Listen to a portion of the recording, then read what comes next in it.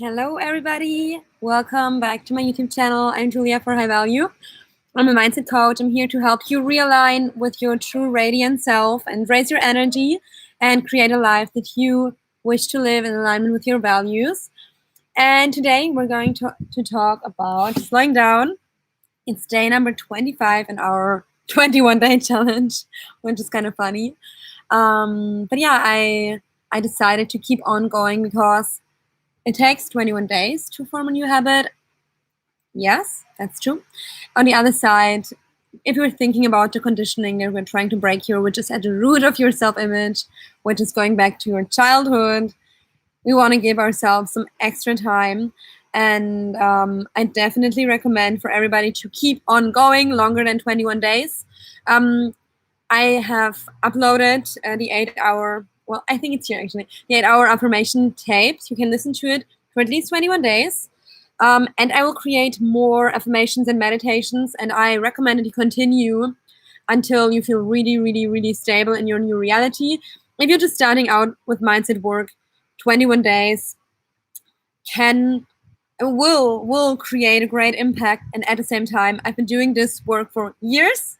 And that's why I can create shifts more quickly than the average person can. And for me, 21 days is still, it's still not such a long time. Yeah, you can create a shift instantly, but to really get to the root, you want to take longer. Unless you feel like everything is already like perfect, then never mind. So I don't want to limit you here, but yeah, just so you know, if things are taking their time, then there's a reason for it, and then you might want to reach out. You can find the link to my website if you want to reach out down below in the comments. If you need some help, because sometimes, of course, there are these beliefs, and I can tell you the beliefs, and I can tell you how it should feel like, and at the same time, if you having like issues that are not very clear for you, then it can be helpful to reach out to a coach who knows what they're doing and who can help you get into the feeling state and give you that confidence that you deserve whatever you're looking to create in your new reality. All right. Today, let's talk about slowing down, and I hope you can hear me well. I know since I lost my phone, the quality of the videos is a little worse, or a lot worse, because I'm doing them from my laptop, and my phone definitely does a better job. I also have a microphone that helps me with that. But until my new phone arrives, which will be sometime, well, actually it arrives today, but I'm not in Germany, so I need to go pick it up, or I will need to get it. So it's not where I am yet. All right, slowing down. So I love this topic, and with slowing down, I just mean that it's important. If you want to become more conscious, it's important to slow down. In which sense? In the sense of becoming more present. We are so distracted all the time. Like, I don't want to set the intention here that this is the case for everyone, but in general, we can say we have many possibilities of getting distracted in our society. Like, just thinking about your smartphone. Your smartphone is such a seduction for, just getting some quick dopamine and just getting some instant gratification. And this you can use this in your favor, and it has its advantages. But what it does, it creates an inability to really stay focused. And if you're thinking of the work that we're doing here, deep focus is going to accelerate your growth process so much, because through really focusing, you can go much deeper. You can go much deeper. You can access your subconscious mind much more quickly, because if we are just on our autopilot, what we're doing is we're avoiding many people are doing that.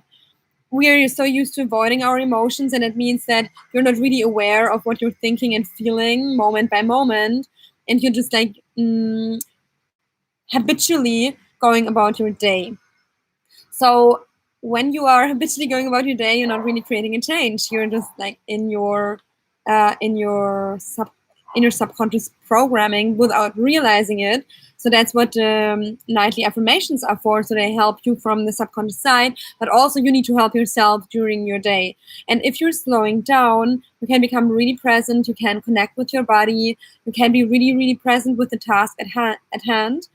And when you are really present, it's much easier for you to stay stable, to observe your thoughts, to feel your emotions, to create a shift if necessary, to become also aware of the roots of what is happening and why.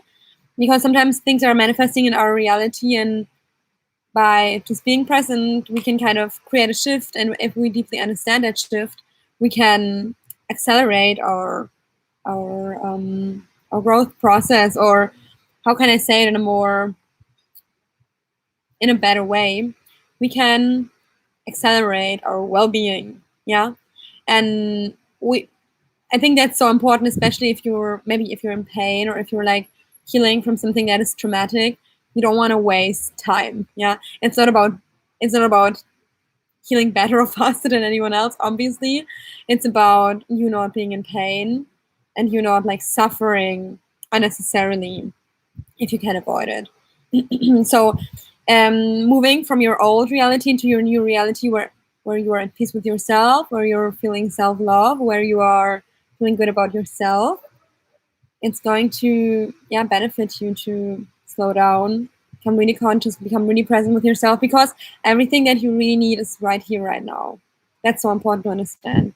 That's why I call this high value. It's you are your solution, you are the response, you are what you're looking for, basically. But you need to be here with yourself in order to realize that, because our mind is projecting constantly.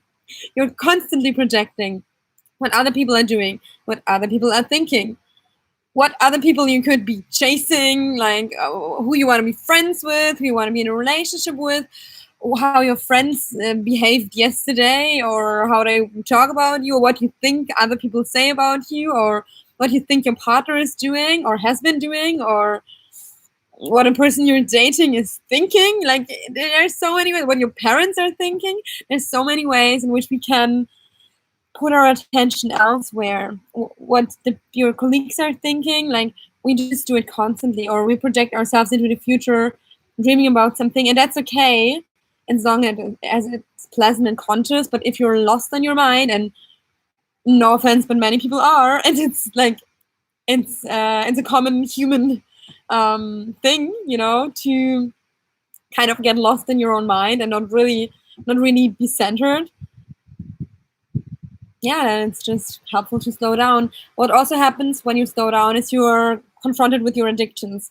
So when you are going about your day, we all have, like, some people have real addictions, and some people have like these subtle addictions where you're, like, for example, you're constantly on your phone. That's a subtle addiction. Like, I definitely notice for myself, like, how quickly sometimes my awareness goes to go to my phone, check out WhatsApp, check out Instagram, check out this and that and this and that. And then I'm noticing when I'm really in alignment, I'm not doing that so much. I'm like in the flow. I'm in my process with my work.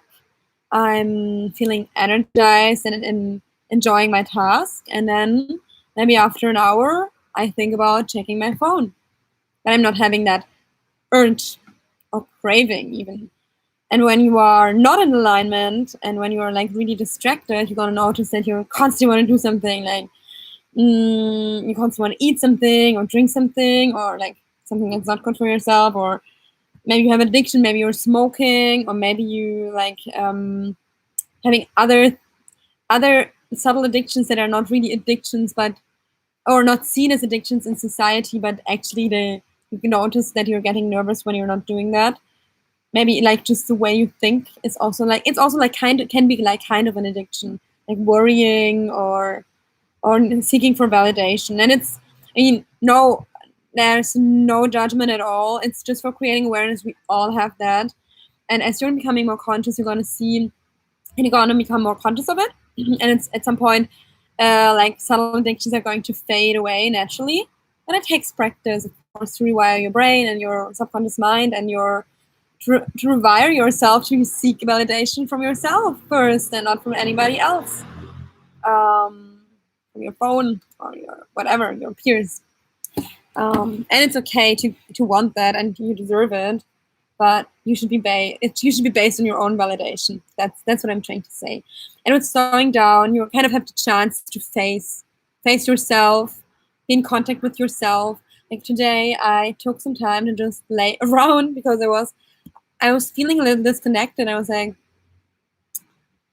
how can I connect with myself? And then today I was like, I was feeling this, this question arising from myself: how will I connect with myself today? Because I feel disconnected, and I didn't want to do something. I was feeling I really need to be with myself, and I just spent time, and I kind of listened to my thoughts, felt my feelings, felt what was coming up for me. And sometimes it's like you're literally doing what another person would do if you would connect. Yeah, you're holding yourself, you're like being there with yourself, listening, maybe sometimes even talking to yourself, like either in your mind or out loud, looking at yourself, just like feeling into your body, just being. Yeah, and I found it really beautiful today, for example, because I wasn't feeling like making any particular activity. Like sometimes I do meditations to connect with myself, or I listen to music, or I dance, or I work on something that inspires me, or I watch something, or I whatever. You can even connect to yourself by talking to someone else. But I was like, none of this seemed to fit. I was just like, okay, I'm just gonna stay with the disconnect and feel into it and try to kind of sense what it's about. And the answers are coming. If you spend time with yourself and you really hold space for yourself, the answers are coming. And it's beautiful. You can just really trust yourself in this process. And what I also want to mention today is that when you are making this shift, yeah, and I have worked on myself for years, and I'm saying it in order to validate your process, because I know how fucking hard it can be. It can be insanely hard. When you're, I just talked about that with some friends yesterday. It can be crazy hard to face your own fears and to get in contact with your insecurities. Like, that is not fun, to look your deepest fear in the eyes and to feel the strong pain that you were not able maybe to feel in your childhood when something traumatic occurred, or that you were not able to feel in your last breakup, or something else that occurred that just was painful in a fight or in a situation where you were misunderstood. And when pain comes up at first, of course it's not comfortable. This is not easy. It is. There are parts of it that are easy, but then there are parts of it when something fresh comes up that is painful. It's not easy in that moment. That's why so many people run away from their emotions by drinking or overeating or taking drugs or whatever we are finding to like not face the pain. And the pain is not a problem. The problem is what we do with it. Yeah, it's not a problem to have feelings coming up that feel vulnerable or raw or even like they're destroying you inside. That's not the problem. Problem is the story in our heads, because the emotions, and I literally have a reminder on my wrist that just says feel. The emotion is not a problem. You can sit here. I can sit here and feel fear. I can feel doubt. I can feel insecurity. I can have bad thoughts going on. If I'm not buying into the story, and I'm sitting here, and I'm like, I'm awareness. I'm watching myself, my inner process. I'm watching it, and I'm feeling it, and I'm here, but I'm not making a self. I'm not identified with it. Then it's not. And then it's just pain and it's a suffering. I can learn from it, and I can feel like, okay, like what from the story do I want to perpetuate? What can I heal? How can I take care of myself? How can I find someone who will support me in this process? Whether it's a therapist, a friend, a coach, or I don't know, family member, depending on the situation, or a book, yeah, or a YouTube channel. there are so many resources.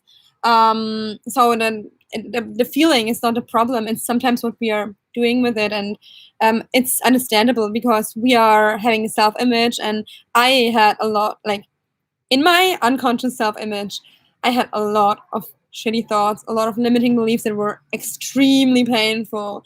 And when I was facing them, and sometimes now again, when I'm facing them, when they're coming up, it is not easy, but it gets easier every time that I'm staying conscious, I'm staying with myself, I'm just feeling it. I'm not attached to it, and I'm getting better at shifting every time. But the first step is being aware of it and holding that compassionate and unconditional presence and being there and being like, oh, I know this is hard AF. And I'm gonna stay here with you, and I'm here with you. And the deeper you go, for a while, the deeper stuff can come up, and at some point you're going to notice that it's going to get easier. So now when my fears are coming up, I'm always in awareness, like the fear is coming up, but simultaneously also the compassionate awareness is coming up. So it's all almost like there's always a loving friend with me. And earlier when I started on this journey, it was not like that. I was not able to hold all of this emotion, and I was always looking for someone to understand me, and that's, I mean, again, that's beautiful if somebody understands you and takes the time to get you when you are in this deep place, in this painful place. But again, first, you don't want to be dependent on it, and second, if you are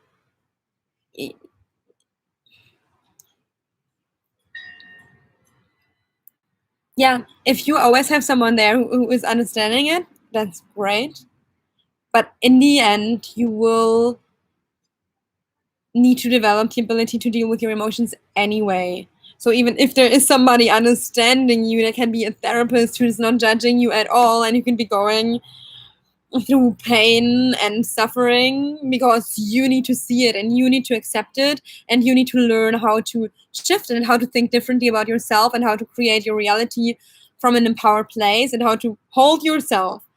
Sometimes it doesn't help somebody else being there. Sometimes it's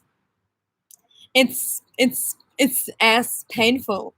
So I'm saying that to validate whatever's coming up for you. I know there are parts of this process that are hard as fuck, and you're growing so much when you're doing this. You are, every time that you're having an painful emotion coming up and you're staying conscious and you are not identifying with it, but you are like feeling it, allowing it to rush through you, and then allowing it to be there for an authentic amount of time, which is like you're not dwelling in it, but also you're not suppressing it.